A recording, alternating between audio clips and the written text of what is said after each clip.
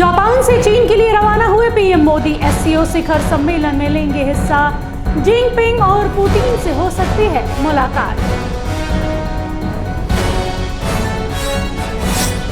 जम्मू कश्मीर में बिगड़े हालात, भूस्खलन से गई 7 लोगों की जान। रेस्क्यू ऑपरेशन और लापता लोगों की तलाश जारी।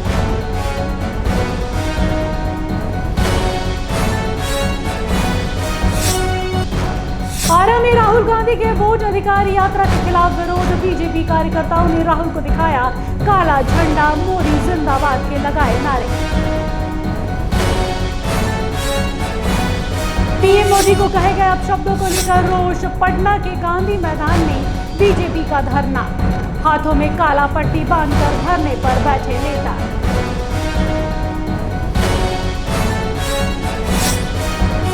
चिन्ना स्वामी स्टेडियम में भगदड़ का मामला। पीड़ितों के परिवारों को आरसीबी देगा 25-25 लाख रुपए की आर्थिक सहायता।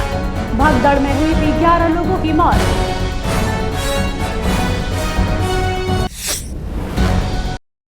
नमस्कार, आप देख रहे हैं आइडियल एक्सप्रेस। मैं हूं आपके साथ निशा मिश्रा। प्रधानमंत्री नरेंद्र मोदी का जापान दौरा खत्म हो गया है, लेकिन जापान से सीधे चीन निकल गए हैं पीएम नरेंद्र मोदी। जापान के प्रधानमंत्री शिगेरू इशिवा के आमंत्रण पर पीएम मोदी यहां 15वें वार्षिक शिखर सम्मेलन में शामिल हुए। अपनी जापान यात्रा को लेकर प्रधानमंत्री नरेंद्र मोदी ने कहा कि जापान यात्रा का मुख्य उद्देश्य भारत जापान की विशेष रणनीति और वैश्विक साझेदारी को नए आयाम देना है। पीएम ने कहा कि पिछले 11 वर्षों में दोनों देशों के रिश्ते काफी मजबूत हुए हैं। बढ़ते अगली खबर की ओर। लगातार हो रही मूसलाधार बारिश के कारण जम्मू कश्मीर में एक बार फिर से बादल फटने की खबर आ रही है। जम्मू कश्मीर के रामबन जिले के राजगढ़ इलाके में भारी बारिश और ऊपरी इलाकों में बादल फटने से एक बार फिर से फ्लैश फ्लड की स्थिति उत्पन्न हो गई है। इस घटना में अब तक 4 लोगों की मौत हुई है, जबकि 4 अन्य लोग लापता है। वहीं रियासी जिले के मोहौर क्षेत्र में लगातार भारी बारिश के चलते भूस्खलन की घटना सामने आई है। शुरुआती रिपोर्ट की माने तो मलबे से अब तक 7 लोगों के शव बरामद किए जा चुके हैं, जबकि कई लोगों के दफन होने की आशंका भी बताई जा रही है। बढ़ते अगली खबर की ओर। अगली खबर बिहार से आ रही है, जहां पर बिहार में बीजेपी कार्यकर्ताओं का हंगामा देखने को मिल रहा है।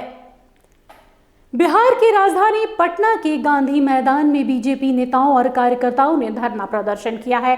इस दौरान पीएम नरेंद्र मोदी और उनकी मां के ऊपर किए गए अपशब्दों के विरोध में भारतीय जनता पार्टी की ओर से मौन धरना दिया गया है, जिसमें पूर्व केंद्रीय मंत्री रविशंकर प्रसाद, मंत्री नितिन नवीन, सांसद संजय जायसवाल, पूर्व सांसद राम कृपाल यादव, बीजेपी के राष्ट्रीय महामंत्री ऋतुराज सिन्हा, विधायक अरुण कुमार सिन्हा सहित काफी संख्या में बीजेपी कार्यकर्ता मौजूद रहे।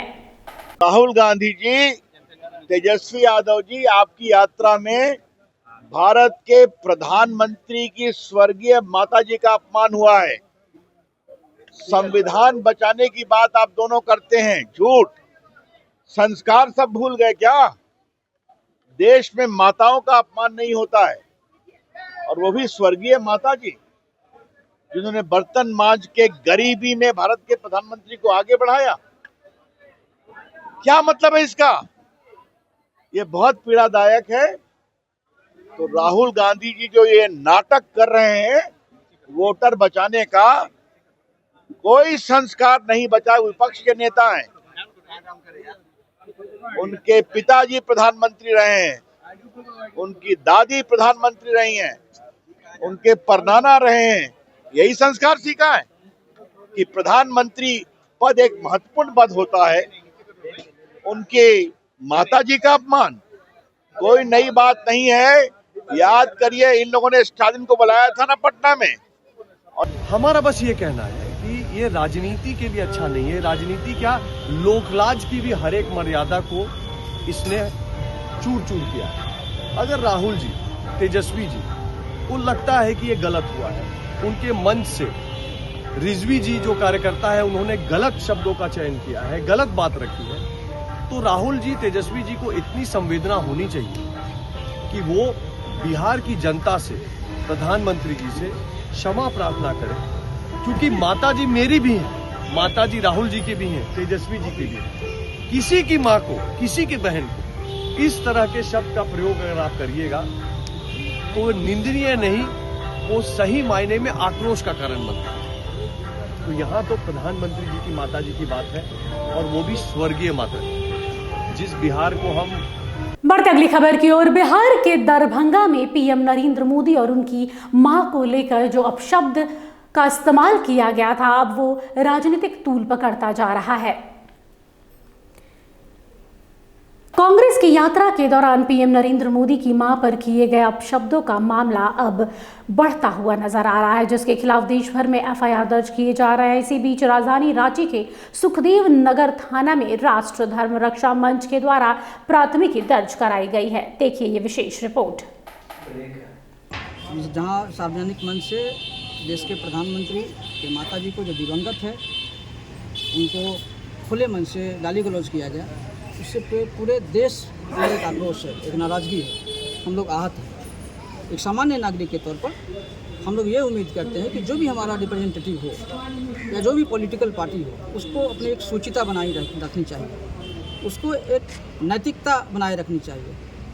राजनीतिक में नैतिकता का पतन है, सरोकारों का पतन है, मुद्दाओं का पतन है, और अनर्गल बातें, गाली गलौज, तू मैं, रिकार तुकार, इस तरह की चीज़ों का जो समावेश हुआ, जो प्रवेश हुआ, उससे हम लोग आहत हुए। और ख़ास करके हम लोग इस बात से तो बिल्कुल ही आहत हुए कि आप देश के प्रधानमंत्री को भी यदि नहीं छोड़ रहे हैं, संवैधानिक पद पर बैठे हुए किसी व्यक्ति को नहीं छोड़ रहे हैं, जो सर्वोच्च पद पर लगभग बैठा हुआ है, तो फिर आप किस बात की संविधान की रक्षा की दुहाई देते हैं?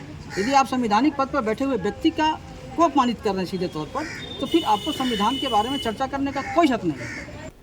वक्त हो चला है एक छोटे से ब्रेक का, मिलते हैं ब्रेक के बाद।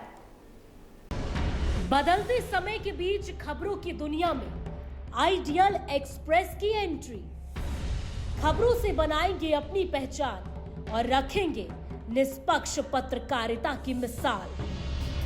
शानदार टीम, धारदार रिपोर्टिंग, लाइव कवरेज और सटीक विश्लेषण।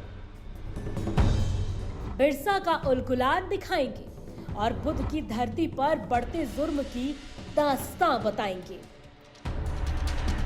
बंगाल से लेकर सिक्किम और यूपी से लेकर उत्तराखंड की हर छोटी बड़ी खबर से रूबरू कराएंगे। विकास के नाम पर हो रही धांधली बताएंगे और गांव ज्वार से निकलने वाली उम्मीद की किरण दिखाएंगे। सिर्फ पत्रकार नहीं, परिवार की तरह आपका साथ निभाएंगे। हम आइडियल एक्सप्रेस हैं, सच की तह तक जाएंगे। ब्रेक के बाद आप सभी का स्वागत है। बढ़ते अगली खबर की ओर। बिहार में वोट अधिकार यात्रा को लेकर लगातार राहुल गांधी जगह जगह रैलियां निकाल रहे हैं, लेकिन आरा में राहुल गांधी और तेजस्वी को बिहार के लोगों के आक्रोश का सामना करना पड़ा। क्या है पूरी जानकारी, आइए जानते हैं। जैसे ही तेजस्वी यादव और राहुल गांधी सामने आए लोगों के, तो आरा शहर में लोगों ने रोड शो शुरू कर दिया। बीजेपी कार्यकर्ताओं ने नारेबाजी शुरू कर दी। राहुल को काला कपड़ा दिखाकर विरोध प्रदर्शन भी किया। इस दौरान बीजेपी कार्यकर्ताओं ने नरेंद्र मोदी जिंदाबाद के नारे भी लगाए। इस वीडियो फुटेज में आप साफ देख सकते हैं कि कैसे भाजपा कार्यकर्ता, उनके समर्थक अचानक सामने आ धमकते हैं और काला कपड़ा दिखाने लगते हैं।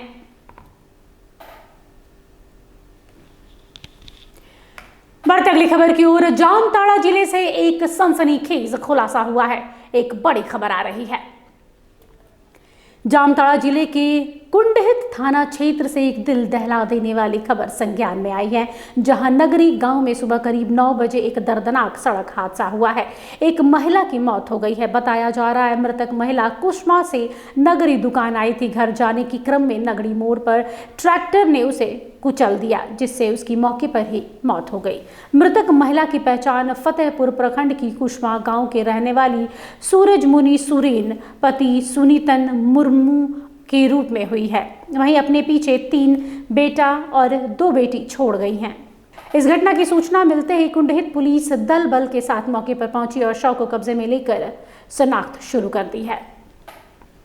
और हम लोग प्रशासन से ये कहना भी चाहेंगे कि भाई अविलंब, इस क्षेत्र में कोई रास वाला क्षेत्र नहीं है जो हजारों गाड़ियां चलती है, इन्हें गिने 1-2 गाड़ियां चलती है। और मुझे लगता है कि पुलिस अगर बारीकी से जांच करेंगे तो वो किनकी गाड़ी के द्वारा ये घटना हुआ है वो निश्चित तौर पर निकल जाएगा। लेकिन सबसे बड़ा दुर्भाग्य जो है, स्पीकर साहब के विधानसभा में आज माफिया और बालू माफिया का राज चल रहा है। और मैं आज से 4 दिन पहले जो आपका सारसकुंडा होते हुए गाड़ी पार होती है, वहां का वीडियो मैंने एसपी और डीसी दोनों को भेजा, लेकिन कोई कार्रवाई नहीं हो रही है। इसीलिए भारतीय जनता पार्टी चाहती है, और मैं व्यक्तिगत रूप से भी चाहता हूं, कि आज के बाद अगर बालू चले तो या तो यहाँ पुलिस रहेगी या जनता रहेगा, ये दोनों में से एक काम होगा। ये बर्दाश्त योग्य नहीं है। सरकार आपका रोड बनाती है जनता के लिए, आप देखिएगा उधर का रास्ता तो आश्चर्य लगेगा, एकदम तोड़ के समाप्त कर दिया, नरक बना दिया। और किस सफेद पोश का हाथ है इन आपका माफियागिरी करने में। बढ़ते अगली खबर की ओर। अगली खबर संथाल से आ रही है, जहां पर डीआईजी साहब निकले हैं निरीक्षण करने। संथाल परगना के डीआईजी लंबर लकड़ा ने नाला एसडीओपी कार्यालय का वार्षिक निरीक्षण किया है। इस दौरान पुलिस जवानों ने डीआईजी को गार्ड ऑफ ऑनर देकर स्क्वाडगत किया है। इसके बाद डीआईजी ने विभिन्न अधिकारियों और सभी थानेदारों के साथ वार्षिक अपराध नियंत्रण की समीक्षा की है और अपराध नियंत्रण को लेकर आवश्यक दिशा निर्देश भी दिए हैं। साथ ही बढ़ते सड़क हादसों पर बातचीत करते हुए उन्होंने कहा है, घायलों की मदद कर उन्हें अस्पताल पहुंचाने वाले सरकार की ओर से सहायता राशि दी जाएगी। इन्वेस्टिगेशन का और क्या क्वालिटी रहा है, इस पर हम लोग अभी निरीक्षण कर रहे हैं।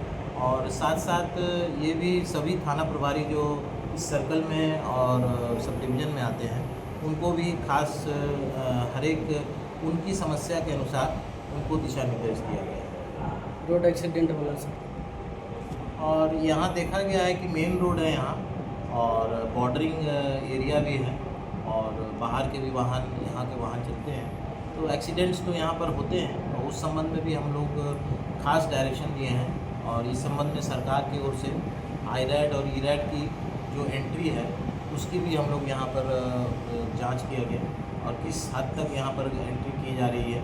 और ये अभी पता लगा है कि हमने देखा है कि ये ज़िला भी 2nd नंबर पर है जो एंट्रीज अभी आईरैड में हो रहा है, क्योंकि इंटीग्रेटेड रोड एक्सीडेंट डाटा जो होता है वो फीड करना होता है।